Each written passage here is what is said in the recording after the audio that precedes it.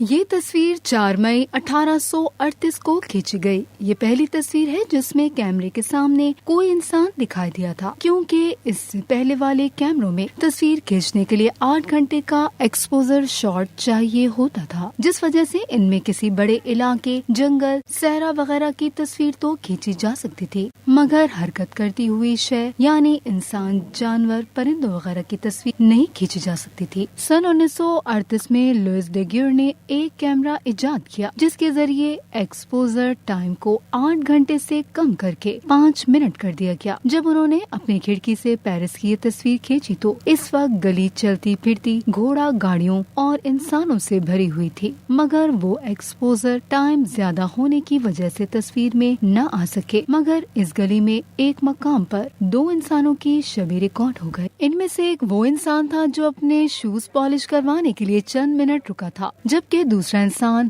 وہ موچی تھا جو شوز پالش کر رہا تھا۔ یوں یہ 2 انسان تاریخ انسانی میں کسی بھی کیمرے میں ریکارڈ ہونے والے پہلے انسان بن کر امر ہو گئے۔ اس تصویر کو بولواڈیو ٹیمپل کا نام دیا گیا۔